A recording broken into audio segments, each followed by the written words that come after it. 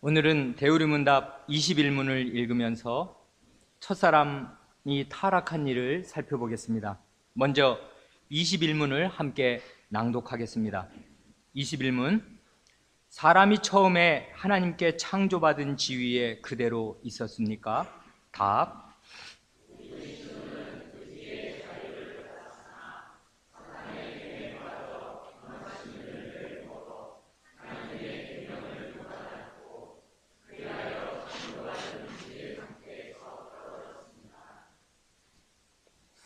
오늘도 어린 사람들을 위해서 먼저 두 가지 질문을 하고 강서를 시작하겠습니다. 첫째, 선악을 알게 하는 나무의 열매를 먹으면 왜 사람이 반드시 죽게 될까요? 그 열매에 어떤 독성이 있기 때문일까요? 둘째, 그 나무의 이름은 선악을 알게 하는 나무인데 그 나무가 어떻게 선악을 알게 할까요?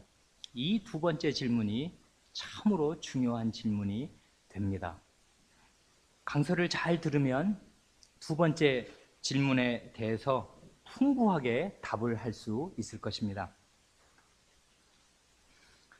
첫사람의 타락에 대해서 올바로 생각하기 위하여서는 먼저 사람이 창조받은 지위에 있을 때 하나님께서 그에게 행하신 섭리의 은혜로운 점이 무엇인가를 기억하는 것이 좋습니다.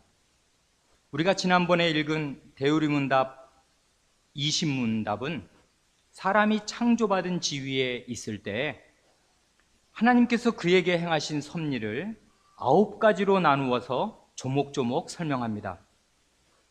우리는 하나님의 그 은혜로운 섭리를 크게 3가지로 분류하여서 첫째, 첫사람의 이 세계에 대한 관계, 둘째, 동료 인간에 대한 관계, 그리고 셋째로 하나님에 대한 관계가 어떠하였는지 살펴보았습니다.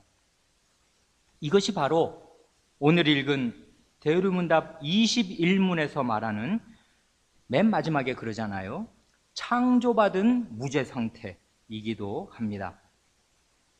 첫째로 이 세계에 대한 관계가 어떠하였는가 할 때 하나님께서는 사람에게 온 땅과 모든 생물을 다스릴 권세를 주셨습니다.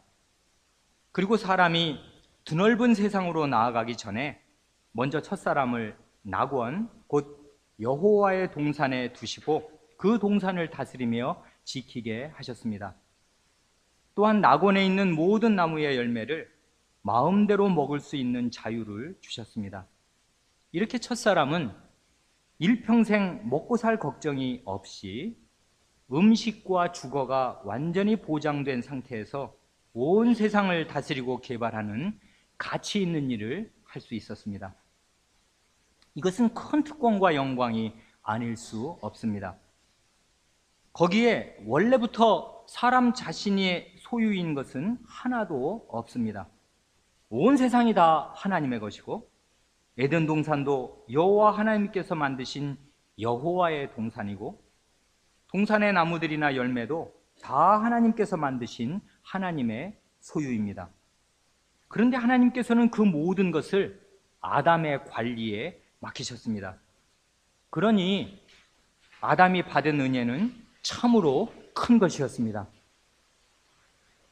둘째로 동료 인간에 대한 관계를 생각하여 볼 때 첫사람은 자신의 분신과도 같은 아내를 하나님께 선물로 받았습니다.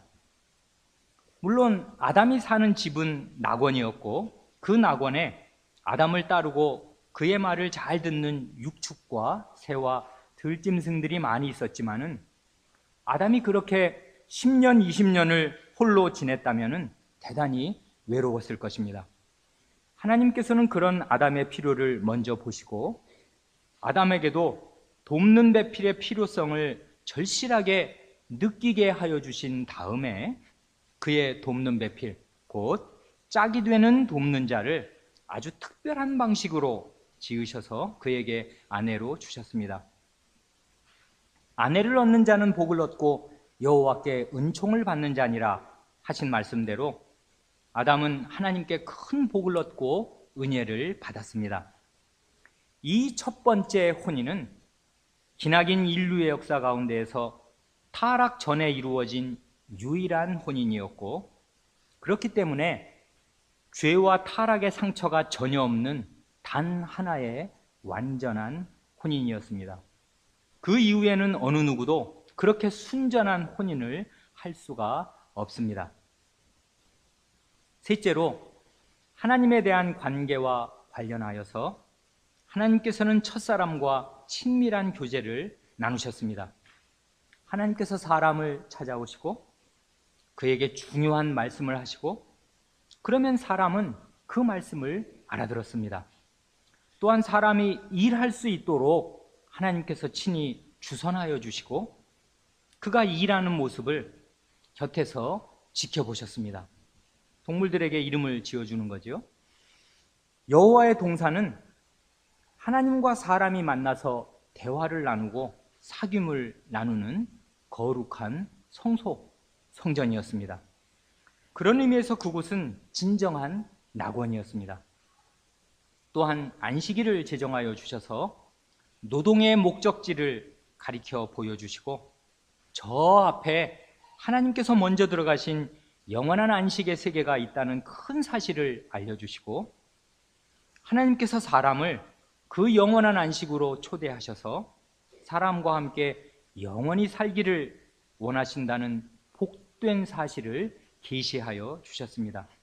그뿐만 아니라 동산 중앙에 생명나무를 두셔서 지금 아담이 누리고 있는 생명도 참 좋은 것이지만은 그것이 전부가 아니고, 그것이 최고의 상태가 아니고, 하나님과 함께 영원한 기쁨과 복 가운데에서 살 수 있는 훨씬 더 좋은 세계, 영원한 생명의 세계가 있다는 사실을 생생한 실물로, 그 생명나무로 보여주셨습니다. 그리고 마지막으로 선악을 알게 하는 나무에 관한 금령, 금지 명령을 주셔서 하나님의 말씀을 순종하는 것이 선이고 그 말씀을 불순종하는 것이 악이라는 사실을 가르쳐 주시고, 하나님의 말씀을 어기면 반드시 죽게 되어서 이 모든 은혜와 복을 다 잃어버리게 되지만은 하나님의 말씀을 지키는 한 죽을 리가 없다는 사실을 또한 분명히 가르쳐 주셨습니다. 이 모든 하나님의 섭리를 생각할 때 우리는 하나님께서 얼마나 은혜로우신 분인가를 알게 되고, 하나님께서 사람을 얼마나 고귀하고 영광스럽게 예우하셨는가를 알게 됩니다. 이렇게 첫사람이 얼마나 큰 은혜 가운데 있었는가를 올바로 알아야만 그런 자리에서 그가 하나님의 말씀을 불순종한 것이 얼마나 큰 잘못이었는가를 또한 올바로 알 수 있을 것입니다. 이러한 배경 위에서, 이게 지난주에 살펴본 내용이니까요, 이제 선악을 알게 하는 나무에 관한 금령, 하나님께서 타락 전에 사람에게 행하신 섭리 9가지 중에 맨 마지막이 이 선악을 알게 하는 나무에 관한 금령을 주셨다, 그거잖아요. 이 금령을 살펴보겠습니다. 먼저 창세기 2장 9절을 보면은 여호와 하나님이 그 땅에서, 이게 에덴 동산이잖아요, 에덴 동산에서 보기에 아름답고 먹기에 좋은 모든 나무가 나게 하시니 동산 가운데에는 생명나무와 선악을 알게 하는 나무도 있더라 합니다. 그러니까 하나님께서는 여호와의 동산 한가운데에 생명나무와 선악을 알게 하는 나무를 함께 두셨습니다. 이어서 16, 17절을 보면 여호와 하나님께서 아담에게 이렇게 명령하십니다. 여호와 하나님이 그 사람에게 명하여 가라사대 동산 각종 나무의 실과는 내가 임의로 먹되 선악을 알게 하는 나무의 실과는 먹지 말라. 내가 먹는 날에는 정령 죽으리라. 여기에 생명나무의 생명이 나오고, 또한 내가 먹는 날에는 정령 죽으리라 해서 죽음이 나옵니다. 그리고 선악을 알게 하는 나무라고 하여서 선과 악이 나옵니다. 이렇게 생명과 죽음, 선과 악이라는 중대한 말들이 나옵니다. 물론 생명이 선이고 죽음이 악입니다. 그런데 아담은 아직 영원한 생명과 죽음을 경험하여 아는 상태가 아니라 그 둘에 대해서 모두 미지에 아직 모르는 상태입니다. 영원한 생명으로 갈 수 있는 길이 있다는 사실을 저 생명나무가 실물로 보여주고 있고, 그 반대로 죽음으로 떨어질 가능성도 있다는 사실을 선악을 알게 하는 나무가 실물로 보여주고 있습니다. 선악을 알게 하는 나무니까 선이 무엇인지 알게 하고 그 반대인 악이 무엇인지 알게 하는 나무입니다. 그러니까 얼른 생각하면은 마치 사람이 정확히 선과 악이라는 저울의 한가운데에 있는 것 같고, 선으로 갈 수 있는 가능성과 악으로 갈 수 있는 가능성이 정확히 반반인 것처럼 보입니다.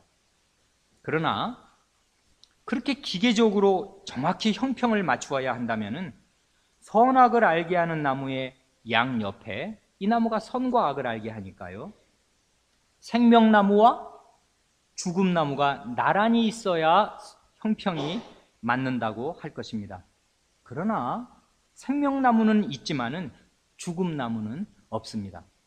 하나님께서는 사람이 영원한 생명에 이르기를 바라셔서 생명나무는 두셨지만은 사람이 죽음에 이르게 되는 것은 원치 않으셨기 때문에 죽음나무는 두시지 않았습니다.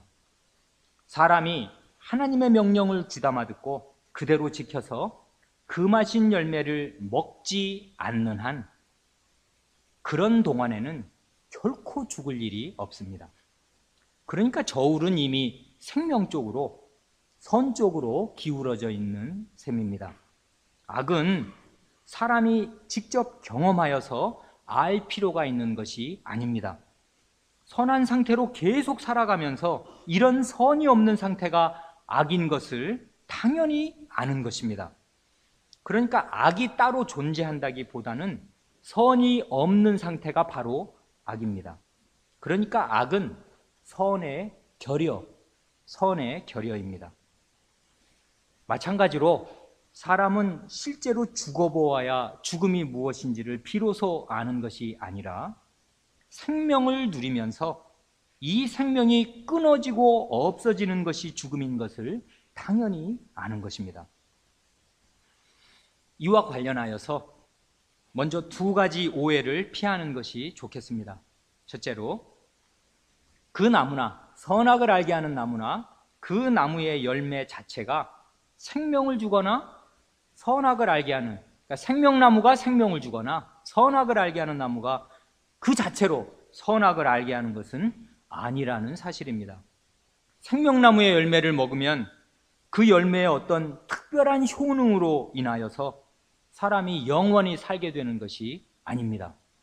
마찬가지로 선악을 알게 하는 나무의 열매를 먹으면 그 열매의 어떤 특이한 성분으로 인하여서 전에는 없던 선과 악에 대한 지식이 갑자기 생겨나게 되는 것이 아닙니다. 그 두 나무는 어떤 실체를 가리키는 표상일 뿐입니다. 일종의 표지판과 같다고 하겠습니다. 그 두 나무는 생명이나 선악의 실체 자체가 아니라 실체를 가리키는 표상이요, 표와 인, seal and sign 이라는 점에서 안식일이나 성찬의 떡과 포도주와도 같습니다. 안식일이라는 그날 자체에, 우리가 매주 안식일을 맞고 지키지만은 그날 자체에 어떤 신비한 힘이 있어서 그날이 우리에게 자동으로 안식을 주는 것은 아닙니다. 안식일은 영원한 안식이 저 앞에 분명히 있다는 사실을 가리키는 일종의 표지판이고, 하나님께서 그런 의도로 직접 정하신 날이기 때문에 믿는 마음으로 안식일을 잘 지키면 우리가 실제로 안식을 누리면서 장차 경험할 영원한 안식을 미리 시식처럼 조금 맛보는 것입니다.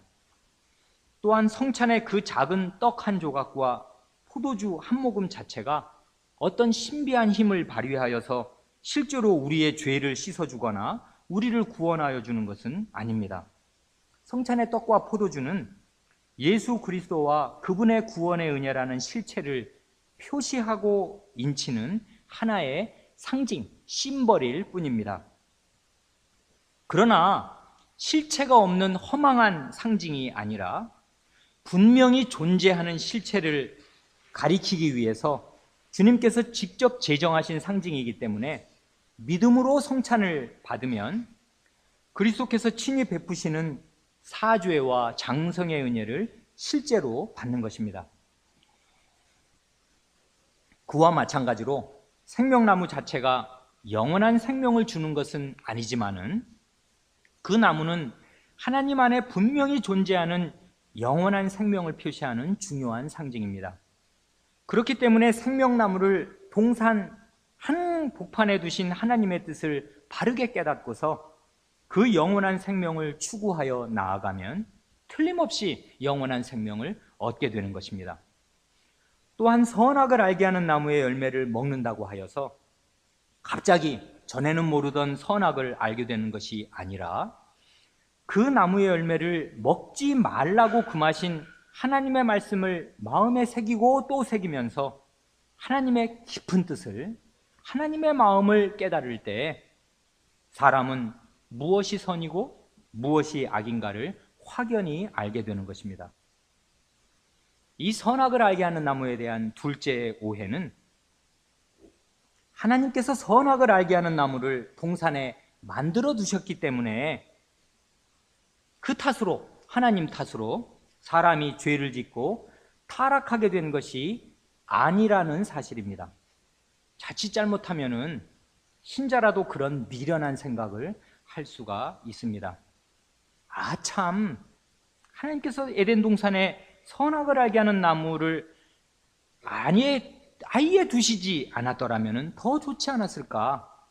그 나무가 아예 없었더라면 아담과 하와가 그 열매를 먹을 수도 없었을 것이고, 그러면 죄를 짓지도 않았을 테니까 이 모든 불행과 악이 들어올 여지가 없이 온 인류가 다 행복하게 살 수 있지 않았을까 하고 생각하는 것입니다.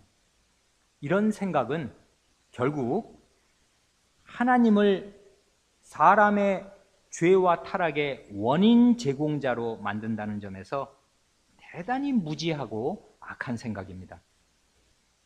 타락한 이후에 아담이 바로 그런 식으로 생각하고 말하였습니다.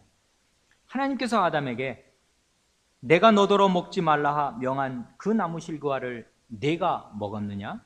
하고 하문하셨을 때 아담은 대답하기를 하나님이 주셔서 나와 함께하게 하신 여자, 그가 그 나무 실과를 내게 주므로 내가 먹었나이다 합니다. 자기가 하나님께서 금하신 열매를 먹기는 먹었는데 왜 먹었느냐 하면 하나님께서 주셔서 나와 함께하게 하신 여자가 그 열매를 주었기 때문에 먹었다는 것입니다. 그러니까 하나님께서 그 여자를 내게 주시지만 않았더라면 그 열매를 먹을 일이 없었을 것이라는 뒤입니다. 죄는 자기가 지어놓고서 그 죄의 책임을 아내에게 돌리고 더 나아가 그 아내를 선물로 주신 하나님께 돌립니다. 이것이 타락한 사람의 마음 상태입니다. 자신의 잘못을 정직하게 인정하는 대신에 받을 벌이 두려우니까 어떻게든지 핑계를 대고 책임을 회피할 구멍을 만드는 것입니다. 하나님께서는 에덴 동산에 보기에 아름답고 먹기에 좋은 모든 나무가 나게 하시고 동산 모든 나무 열매를 마음대로 먹을 자유를 아담에게 주시면서 단 한 가지 선악을 알게 하는 나무의 열매만 먹지 말라고 하셨습니다. 그러니까 아담과 하와는 먹을 것이 없어서 굶주린 나머지 배가 고파서 하는 수 없이 하나님께서 금하신 열매를 따먹은 것이 결코 아닙니다. 그 두 사람은 아무런 부족이 없는 상태에서 오로지 탐심에 이끌려 하나님의 명령을 어긴 것입니다. 또한 하나님께서는 마치 아무것도 모르는 갓난아이 앞에 손만 대면 터지는 위험한 폭탄을 놓아두듯이 사람의 목숨을 빼앗아가는 지극히 위험하고 해로운 어떤 함정을 파놓은 것이 결코 아닙니다. 그 금령을 그런 식으로 오해하여서는 안 됩니다. 아담은 처음부터 하나님께서 보시기에 좋을 만큼 선한 상태로 지음받았고 모든 육축과 공중의 새와 들의 모든 짐승에게 이름을 지어줄 만큼 뛰어난 지각이 있었을 뿐만 아니라 아내를 취할 수 있을 만큼 다 자란 성년의 상태였습니다. 그러면 하나님께서 첫사람에게 그 금령을 주신 뜻은 무엇이겠습니까? 선악을 알게 하는 나무는 도대체 어떤 방식으로 선악이 무엇인지를 알게 하는 것입니까? 이게 아까 강서를 시작하기 전에 어린 사람들에게 물은 두 번째 질문이었잖아요. 그 뜻을, 이제 그 답을 네 가지로 나누어서 말씀드리겠습니다. 선악을 알게 하는 나무가 어떻게 선악을 알게 하는가? 첫째로, 하나님께서는 이 금령으로 사람의 생사와 살고 죽는 것, 그리고 모든 것이 하나님의 말씀에 순종하는 데에 달려있다는 사실을 분명하게 계시하여 주신 것입니다. 금한 열매를 내가 먹는 날에는 정녕 죽으리라, 반드시 죽는다 하셨습니다. 사람의 목숨이, 사람의 생사가 하나님의 말씀에 달려있다는 사실을 명명백백하게 알려주신 것입니다. 하나님의 말씀에 불순종하면 사람은 반드시 죽게 되고, 그러면 모든 것을, 문자 그대로 모든 것을 상실하게 됩니다. 하나님의 말씀에 불순종하면 우리가 앞에서 살펴본 이 세상과의 관계, 동료 인간과의 관계, 하나님과의 관계가 다 파괴되어 버립니다. 우선 목숨을 잃으면 동료 인간과의 관계, 배우자도 잃게 됩니다. 사랑하는 배우자와 사별하게 됩니다. 설령 얼마 동안 연명한다고 하더라도 더 이상 좋은 관계를 유지할 수가 없게 됩니다. 아담과 하와처럼. 그리고 이 세상과의 관계도 다 헝클어집니다. 더 이상 하나님께서 만드신 온 땅과 모든 생물을 합법적으로 다스릴 수 없게 됩니다. 이제는 땅도 예전 같지 않게 되고 동물과 새들을 비롯한 모든 생물도 사람의 말을 잘 안 듣게 됩니다. 그뿐만 아니라 보기에 아름답고 먹기에 좋은 모든 나무가 가득 있었던 낙원도 잃어버리게 됩니다. 낙원에서 더 이상 살 수가 없게 됩니다. 그리고 무엇보다도 하나님과의 교제가 단절됩니다. 이제는 더 이상 하나님의 말씀을 들을 수 있는 길도 없을 뿐더러 하나님의 말씀을 들으면 기쁘고 좋은 것이 아니라 걷잡을 수 없는 두려움에 휩싸이게 됩니다. 영원한 안식에 들어갈 수 있는 길도 끊어지고 생명나무의 열매를 먹을 수 있는 길도 막힙니다. 이렇게 하나님의 말씀에 불순종하면 필연적으로 사람은 모든 것을 잃게 됩니다. 하나님께서는 이 간단한 금령으로 사람의 모든 것이 하나님의 말씀을 순종하는 데에 달려있다는 사실을 확실히 알려주신 것입니다. 본래 첫사람은 하나님께서 친히 보시기에 좋을 만큼 선하게 지음받았고 본성에 악이 조금도 없었습니다. 그리고 공중의 새와 들짐승들의 특징을 잘 파악하여서 이름을 지어줄 만큼 아주 뛰어난 정신기능을 소유하고 있었습니다. 그러나 첫사람이 그렇게 선한 본성과 우수한 정신을 가지고 있다고 하더라도 자신의 선한 본성을 의지하여서 자신의 뜻대로 살거나 자기가 하고 싶은 대로 하면 되는 것이 아니라 반드시 하나님의 말씀을 주의 깊게 듣고 그 말씀에 순종하여서 살도록 되어 있었던 것입니다. 처음부터. 그런데 아담과 하와는 그토록 중요한 하나님의 말씀을 등한히 하였습니다. 몇 마디 안 되는, 이게 몇 마디나 돼요. 하나님이 하신 자기의 생사가 걸린 그 중요한 명령이 몇 마디가 안 되는데 그 간단한 금령을 정확히 기억하지도 못하고 있었고 그 금령을 내신 깊은 뜻을, 그 선의를 깨닫지도 못하고 있었습니다.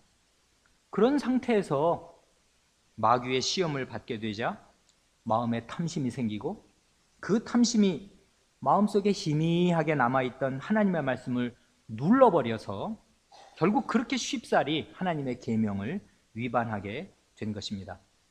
반면에 우리 주님께서는 광야에서 마귀에게 시험을 받으실 때 기록되었으되 사람이 떡으로만 살 것이 아니요 하나님의 입으로 나오는 모든 말씀으로 살 것이라 하였느니라 하고 대답하시면서 시험을 물리치셨습니다. 다른 시험을 받으실 때에도 세 가지 시험 중에 다른 시험 두 가지 나머지 시험을 받을 때에도 하나님의 말씀을 굳게 믿는 믿음으로 그 시험을 물리치셨습니다. 사람이 하나님의 입으로 나오는 모든 말씀으로 산다는 것은 원래 없었던 진리를 예수님께서 이 광야에서 새로이 선언하신 것이 아니라 창세 때부터 선악을 알게 하는 나무에 금령의 형식으로 서 있었던 진리를 주님께서 둘째 아담으로서 다시금 천명하신 것뿐입니다. 사람이 사는 것, 사람의 살고 죽는 것이 하나님의 입에서 나오는 말씀에 달려있다는 사실은 낙원에서든 광야에서든 언제 어디서나 한결같은 진리입니다. 낙원 같은 최선의 환경에 있든지 아니면 광야 같은 최악의 환경에 있든지 간에 사람의 생사와 모든 것은 언제나 변함없이 하나님의 말씀에 달려있고 하나님의 말씀에 순종하는 여부에 달려있습니다. 이것이 사람의 근본 조건이고 인간의 근본 토대입니다. 이 근본적인 사실이 무시되거나 경시되면은 인간의 토대와 기초가 다 허물어져 버리는 것입니다. 이 근본을 무시하면 사람은 살아도 사는 것이 아닙니다. 이 기초를 무시하면은 사람은 대지에 굳건히 뿌리 내리지 못하고 그저 부평초처럼 정처 없이 물 위를 표류하다가 멸망할 뿐입니다.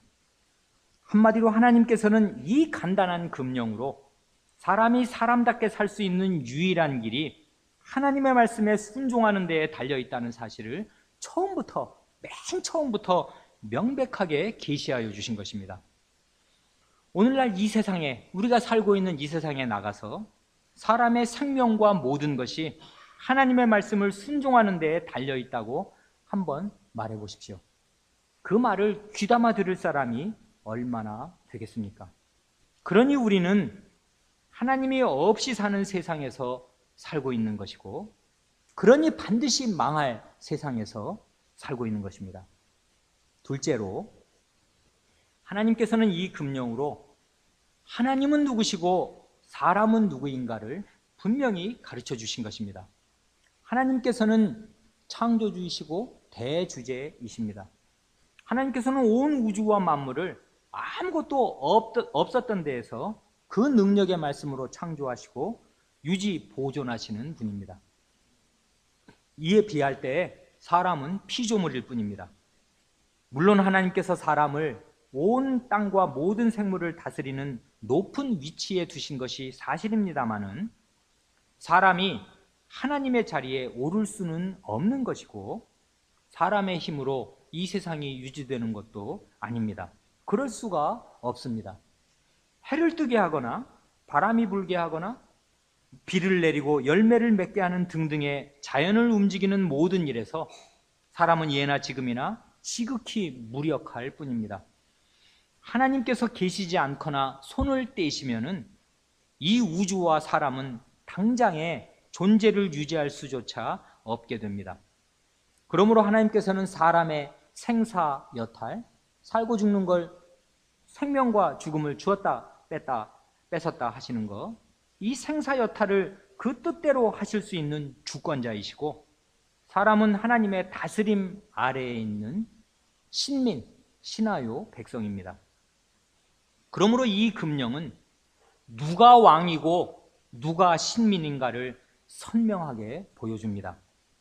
이 금령은 사람의 생사가 걸린 지엄한 명령을 내리시는 분이 사람 위에 계시고 사람은 그분의 밑에서 그분의 명령을 받는 존재라는 사실을 보여줍니다. 이 첫 번째와 두 번째의 사실을 생각할 때 첫 번째 사실은 사람의 생사와 모든 것이 하나님 말씀에 순종하는 데에 달려있다. 두 번째는 하나님은 주권자시고 사람은 신민이다 하는 이 두 가지 사실을 잘 생각할 때 하나님께서 선악을 알게 하는 나무를 그 동산에 두시지만 않았다면 사람이 죄를 지어서 죽을 일이 없었을 것이라는 식의 생각은 터무니없고 매우 어리석은 생각임이 분명합니다. 하나님께서는 창조주시고 사람은 그 피조물인 것이 엄연한 사실인 한 사람은 하나님을 떠나서는 살 수 없는 존재이고 하나님의 말씀을 무시하거나 하나님께 반역하고서는 편안히 살 수 없는 존재입니다. 그러니까 하나님께서 저 나무의 열매를 먹지 말라고 말씀하셨든지 아니면 그 말씀 대신에 다른 말씀을 하셨든지 간에 사람이 그 말씀을 지켜야 하는 것은 모두 마찬가지입니다. 하나님의 말씀은 다 왕명이고 사람은 신하로서 마땅히 왕명에 복종하여야 하는 존재이기 때문입니다. 가령 어느 한 나무를 지정하시고 그게 선악을 알게 하는 나무가 아니라도 상관이 없는 거예요. 어떤 나무를 지정하시고서 그 나무를 베지 말라고 하시든지 그 나무를 만지지 말라고 하시든지 아니면 그 나무에 올라가지 말라고 하시면서 그렇게 하면 반드시 죽는다 하고 말씀하셨더라도 다 마찬가지인 것입니다. 하나님께서 무슨 말씀을 하시든지 사람은 다 순종하여야 하는 존재입니다. 그러나 하나님께서 어떤 변덕스러운 폭군이거나 잔인한 독재자이신 것이 결코 아닙니다. 하나님께서는 사람이 하기 힘든 아주 어려운 과제를 던지시면서 그것을 반드시 해야 하고 해내지 못하면 죽는다고 위협하신 것이 아닙니다. 예를 들어 저 에베레스트 산꼭대기에 올라가야 한다든지 단어 5,000개를 외워야 한다든지 하는 식의 과제를 내셨다면 사람이 많은 노력을 기울여야 할 수 있을 것입니다. 그러나 저 나무의 열매를 먹지 말라고 하셨으니까 오로지 안 먹으면 되는 것입니다. 먹을 것은 그것 말고도 얼마든지 있습니다. 그저 그 나무의 열매를 안 따먹기만 하면은 하나님의 말씀을 순종하는 것이 되니까 사실상 순종하기에 가장 쉬운 과제를 주신 것입니다.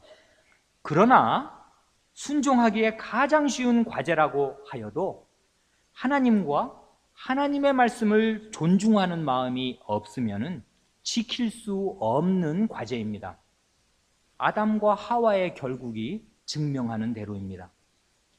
그러니까 이 금령은 생각하면 생각할수록 하나님의 은혜와 지혜가 가득 담겨 있는 빛나는 계명인 것입니다.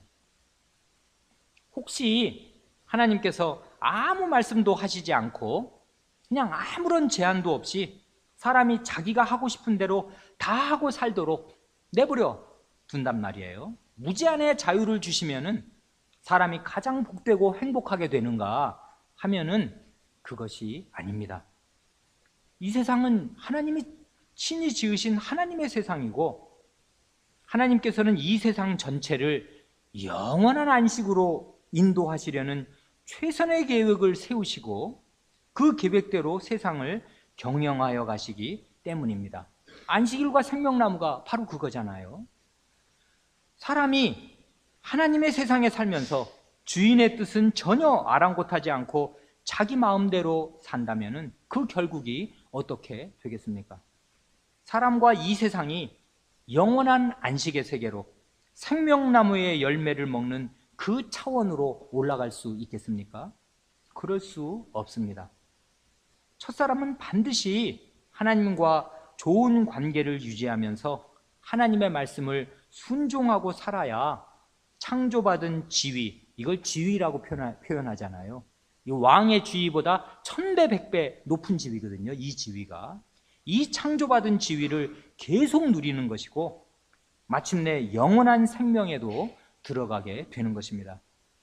그러므로 이러한 금령을 주신 것은 필수적인 일이었고 그렇게 지키기 쉬운 금령을 주신 것은 큰 은혜였습니다. 셋째로 하나님께서는 그 나무의 이름을 선악을 알게 하는 나무라고 하셨습니다. 그리고 그 나무의 열매를 먹는 날에는 반드시 죽을 것이라고 하셨습니다. 그러니까 사람이 그 나무의 열매를 먹으면 반드시 죽지만은 하나님의 말씀을 지켜서 그 나무의 열매를 먹지 않는 한 사람은 죽을 일이 없는 것입니다. 100년이고 1000년이고 만년이고 죽지 않고 내내 살아서 처음 창조받은 그 복된 지위를 계속 유지할 수 있는 것입니다. 그러는 동안에 자녀를 많이 낳고 손자와 증손자들이 많이 생기면은 그 모든 사람들이 다 함께 그 복된 상태를 계속 누리면서 거룩하고 복된 사회를 이루는 것입니다. 그러한 복된 사회가 곧 지상에 임한 하나님의 나라일 것입니다. 그러니까 과연 이 나무는 무엇이 선이고 무엇이 악인가, 무엇이 좋은 것이고 무엇이 나쁜 것인가를 알게 하여 주는 나무입니다. 무엇이 선이고 무엇이 악입니까?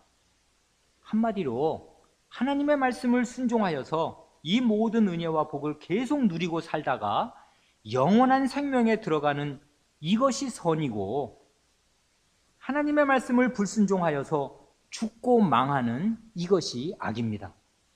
이 나무가 그 진리를 잘 가르쳐 줍니다.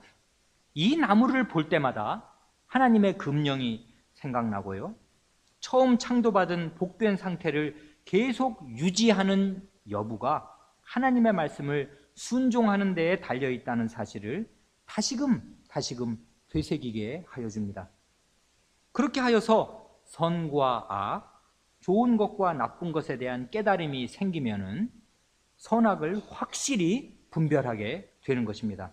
그러니 과연 이 나무는 그 이름대로 선악을 알게 하는 나무입니다. 더욱이 선악을 알게 하는 나무의 옆에는 생명나무가 있습니다. 죽음나무는 따로 없지만은 생명나무는 분명히 그 옆에 있습니다. 이 두 나무가 함께 동산 중앙에 있다는 사실이 한복판에, 그러니까 동산 이쪽에서 저쪽으로 가려면 반드시 그 나무를 지나서 가야 되는 거예요. 그렇잖아요. 중앙에 있으니까 접근하기 가장 쉬운 곳에 있단 말이에요. 이 동산 중앙에 있다는 사실이 또한 중요합니다. 그러니까 그 맛인 열매를 먹지 않아서 처음부터 누리고 있는 그 좋은 상태와 그 좋은 환경을 계속 누리는 것도 중요하지만은 그것이 전부가 아닙니다. 더 좋은 길이 있음을 생명나무가 계속 알려줍니다. 하나님의 금령을 명심하여서 잘 지키는 한 결코 죽을 리가 없을 뿐만 아니라 언젠가는 저 생명나무의 열매를 먹어서 더 좋은 생명, 곧 참되고 영원한 생명을 얻을 수 있는 길이 있다는 사실을 또한 분명히 알려주십니다. 그러니까 선악을 알게 하는 나무는 과연 선과 악을 알게 하는데, 사람은 선에 대하여서도 알아야 할 것이 많이 남아있는 것이고 아직 경험하지 못한 선이 앞으로 쌓여 있단 말이에요. 영원한 생명, 또 맛보고 경험하여야 할 훨씬 더 선한 경지가 저 앞에 많이 남아있는 것입니다. 마지막 넷째로, 이 금령은 결국 하나님께서 첫사람에게 주신 의지의 자유를 시험하는 명령이었습니다. 그래, 이 21문 맨 처음이 그거잖아요. 우리 시조는 의지의 자유를 받았으나, 지금 이렇게 말하면서 대요리문답 21문이 시작하는데, 이 고귀한 의지의 자유를 주시면서 그 의지의 자유를 시험하는 명령이라는 것입니다. 첫사람은 자기 자신의 자유의지를 따라서 하나님의 말씀을 순종할 수 있었고 불순종할 수도 있었습니다. 대요리문답 21문은 우리 시조는 의지의 자유를 받았다고 말합니다. 이 사실은 하나님께서 애초에 사람에게 가장 기대하시고 원하시는 것이 무엇이었는가를 보여줍니다. 하나님의 마음을 보여줍니다. 하나님께서는 자유의지를 가진 사람이 억지로나 강압에 의하여서가 아니라 스스로의 판단을 따라서 자발적으로 하나님의 말씀을 순종하기를 고대하신 것입니다.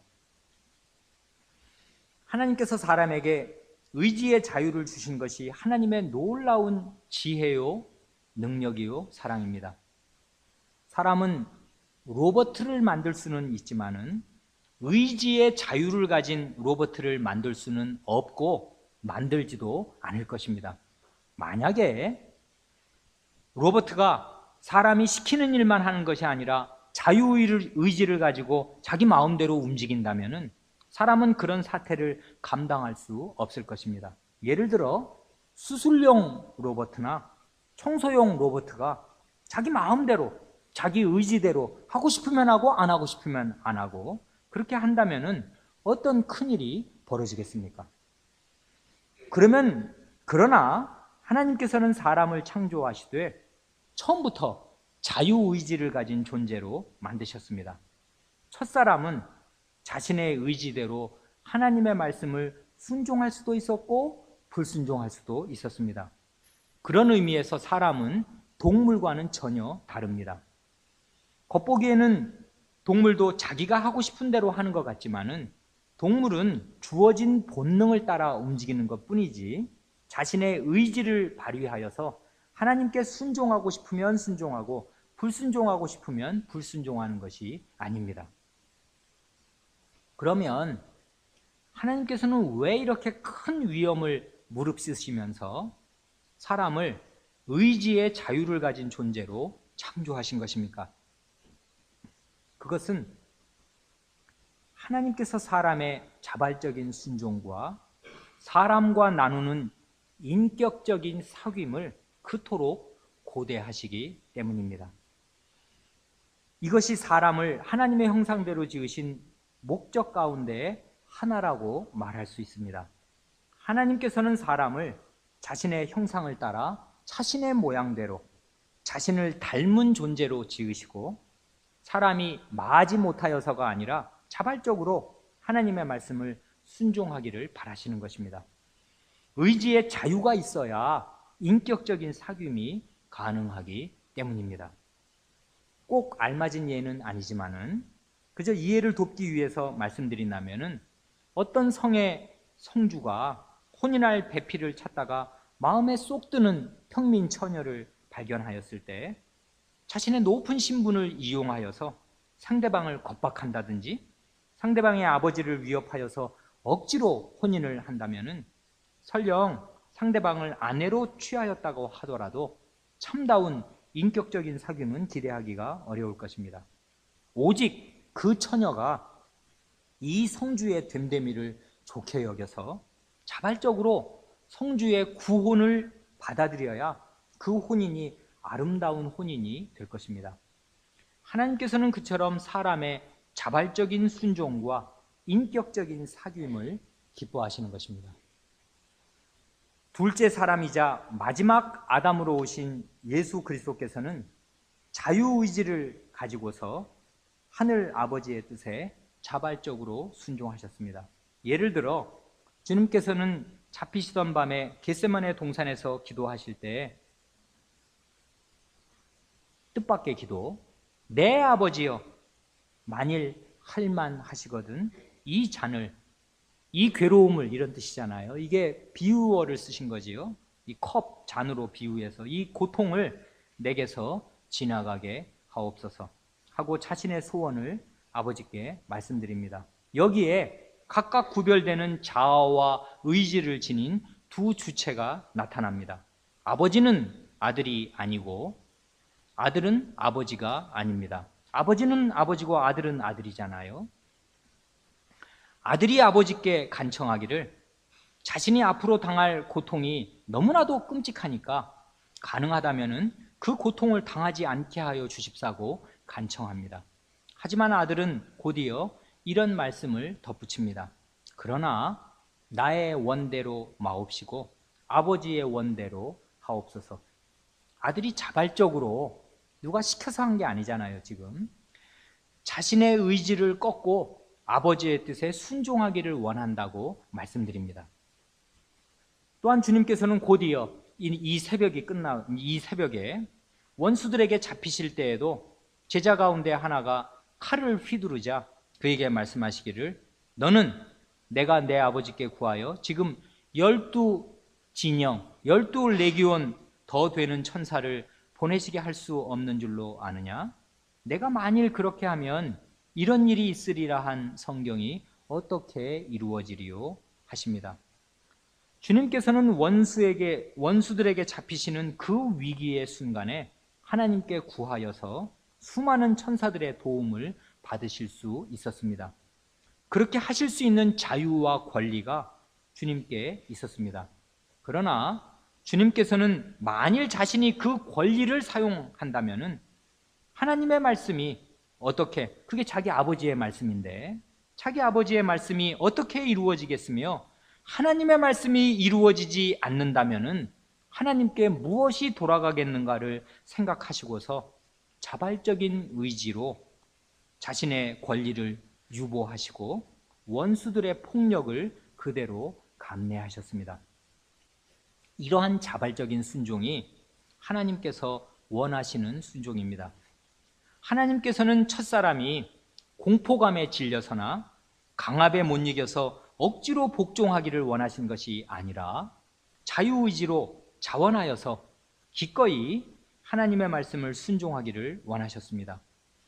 첫사람이 순종하여야 했던 하나님의 계명은 무엇인가 할 때 수많은 과일나무 가운데에서 하나님께서 금하신 단 한 나무의 열매를 먹지 않기만 하면 되는 지극히 간단하고도 쉬운 것이었고, 그렇게 하나님의 계명을 순종하여서 영원한 생명으로 들어오라는 것이었습니다. 첫사람은 그렇게 지키기 쉬운 그 계명도 지키지 않고 불순종하였습니다. 그리하여 창조받은 무죄의 상태에서 떨어졌습니다. 성경 말씀은 배가 몹시 고프다고 하여서 팥죽 한 그릇을 먹으려고 장자의 명분, 곧 하나님 나라의 상속자가 되는 그 고귀한 권리를 팔아먹은 에서를 가리켜 망령된 자, 텅 빈 사람이라고 평가합니다. 에서가 망령된 자라면은 배도 고프지 않은 상태에서 그저 탐심에 이끌려서 영원한 생명으로 들어갈 기회를 스스로 막아버리고 죽음과 멸망을 자초한 우리의 아버지, 이 첫사람은 무엇이라고 평가하여야 하겠습니까? 이러한 첫사람에 비할 때 둘째 사람이신 우리 주님께서 순종하여야 했던 하나님의 말씀은 무엇이었습니까? 그것은 하나님과 함께 살던 하늘을 떠나서 저 광야 같은 세상으로 내려가서 죄의 덩어리가 되어 사형수로 죽으라는 것이었고 하나님의 저주를 다 받으라는 것이었습니다. 이것은 아드님에게 견딜 수 없는 고통이고 괴로움이었지만은 그 아드님은 아버지의 뜻에 자발적으로 순종하셨습니다. 그러한 순종으로 우리의 구원을 이루셨습니다.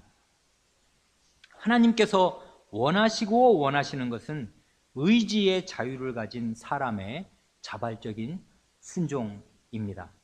하나님께서는 사람의 자발적인 순종을 얼마나 기뻐하시는지, 첫사람이 그 작고 그 쉬운 순종을 하기만 한다면은 그것을 커다란 공로로 여겨주셔서 그에 대한 보상으로 그와 그의 모든 후손들에게 영원한 생명을 주시려고 하신 것입니다. 그러나 첫사람은 사탄의 꾀임에 빠져 고의로 하나님의 말씀을 불순종함으로써 망령된 자가 되었고, 그 후로 첫사람에게 속한 모든 인류는 자신의 아비와 똑같이 하나님께 불순종하는 망령된 자들이 되었습니다. 그러나 하나님께서는 둘째 사람이신 예수 그리스도에게서 그토록 원하시던 자발적인 순종을 받으셨습니다. 그리고 그 둘째 사람에게 속한 새로운 인류는 자신의 머리이신 예수 그리스도를 본받아서 하나님께 자발적으로 순종하기를 시작합니다. 하나님께서는 그리스도를 믿는 신자가 자발적으로 하나님의 말씀을 순종할 때 뛸 듯이 기뻐하십니다. 다 같이 21문을 낭독하고 마치겠습니다. 21문. 사람이 처음에 하나님께 창조받은 지위에 그대로 있었습니까? 답.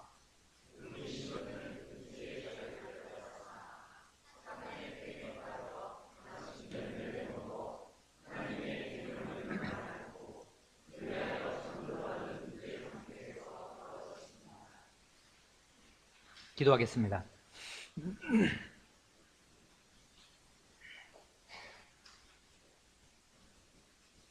하나님 아버지,